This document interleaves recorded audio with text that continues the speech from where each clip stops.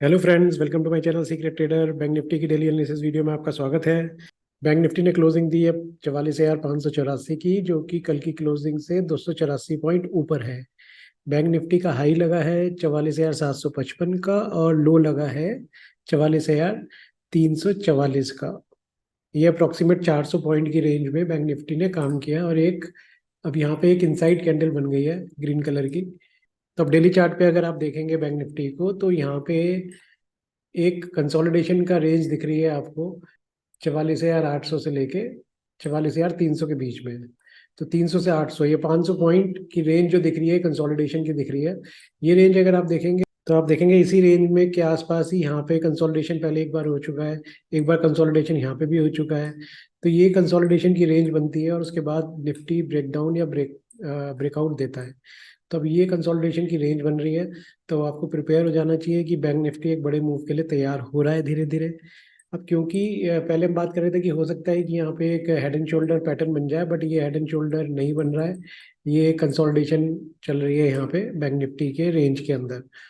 तो अब आप देखेंगे जैसे ही ये इस रेंज को तोड़ेगा, अब रेंज कौन सी बनती है, हम एक बॉक्स डालते हैं इसके अंदर। एक बॉक्स डाल लेते हैं वाला। इस बॉक्स की रेंज हम रख रहे हैं यहाँ पे 44,800 से लेके 44,270 की। तो अब ये जो रेंज है, इस रेंज के जिस तरफ भी बैंक निफ्टी मूवमेंट देगा, जहाँ पे सस्टेन करेगा, उस तरफ एक बड़ा मूव बैंक निफ्टी में मिलने वाला है। तो आपको इस चीज़ के लिए प्रिपेयर हो जाना चाहिए। तो स्पेशली ऑप्शन बायर्स को, जो कि वीकली ऑप्शंस पे ट्रेड करते हैं बाई करके, जब ये रेंज यहाँ पे अगर ब्रेक करती है, 44,800 की रेंज ब्रेक करती है, तो ये ऊपर की तरफ निकलेगा बैंक निफ्टी।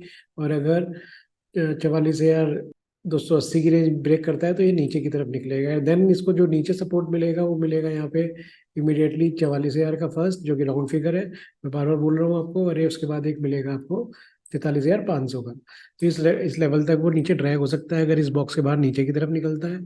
अगर ऊपर की तरफ निकलता है तो आपके पास इमिडिएटली जो रेजिस्टेंस आएगा वो आएगा 45,000 के पास। एंड देन उसके बाद यहाँ पे डबल टॉप जो मैंने बार बार आपको बोला है वो टेस्ट करने के लिए जाएगा बैंक निफ्टी, जो कि 46,200 का है। तो ये रेंज आप थोड़ा सा दिमाग में रखिएगा और उसके बाद ही अपनी पोजीशन को वीकली बेसिस पे सेटल कीजिएगा। चलिए अब देखते हैं कि 15 मिनट में बैंक निफ्टी ने कैसे बिहेव किया, और हम मंडे, क्योंकि मार्केट बंद है, ट्यूसडे के लिए हम क्या स्ट्रेटेजी बना सकते हैं। ठीक है, बैंक निफ्टी जब ओपन हुआ तो यहाँ पे एक रेड कैंडल बनी एक बड़ी सी, और उसके बाद जैसे ही उसने इस रेड कैंडल का हाई तोड़ा, देन एक अच्छी सी मूवमेंट मिली बैंक निफ्टी के अंदर। तो ऑप्शन बायर्स ने यहाँ पे, अगर कोई भी छोटा सा चार्ट अगर कोई देखना जानता है, थोड़ा सा बेसिक नॉलेज भी है, तो उसने वो ट्रेड लिया होगा ज़रूर। तो उसने बाई साइड पे एक अच्छा प्रॉफिट कमाया होगा ऑप्शन बायर ने। देन उसके बाद यहाँ पे थोड़ा सा कंसोलिडेशन का मूवमेंट आया एंड देन अगेन एक ब्रेकआउट हुआ। बट ये सिंगल कैंडल का ब्रेकआउट था, तो हो सकता है बहुत लोगों ने मिस भी किया हो। अगर नहीं किया होगा और उसने ऊपर जाके बाई किया होगा तो स्टॉप लॉस भी कटे होंगे ऑप्शन बायर्स के, क्योंकि यहाँ पे इस कैंडल को बनाने के बाद ये यहीं पे कंसोलिडेट करता रहा और काफी देर तक यहीं पे पूरा आफ्टरनून में से निकाल दिया। देन सेकेंड हाफ में अगेन एक ब्रेकआउट हुआ इस रेंज का। तो यहाँ पे शायद कोई ऑप्शन बायर होगा तो उसने एक अच्छा मूवमेंट पकड़ा होगा। और उसके बाद फिर यहाँ पे प्रॉफिट बुकिंग का सिलसिला शुरू हुआ। इसने यहाँ पे इस रेजिस्टेंस को लिया 44,750 के, जो कि यहाँ पे भी कैंडल रेजिस्टेंस ले चुकी है एक बार। अब कल के लिए हम क्या स्ट्रेटेजी बना सकते हैं। कल अगर मार्केट ओपन होता है सेम रेंज में, जो कि है 44,530 से लेके 44,630 की, इस रेंज में कहीं पे ओपन होता है एंड वो थोड़ी देर रुकने के बाद जैसे ही वो ब्रेक करेगा ऊपर की रेंज, तो पहला टारगेट आपको मिलेगा 44,730 का, देन 44,860 का, एंड देन 44,960 का। ये तीन टारगेट आपको ऊपर की तरफ मिलेंगे। यहाँ पे एक थोड़ा सा रेजिस्टेंस मिल सकता है दोबारा से बैंक निफ्टी को।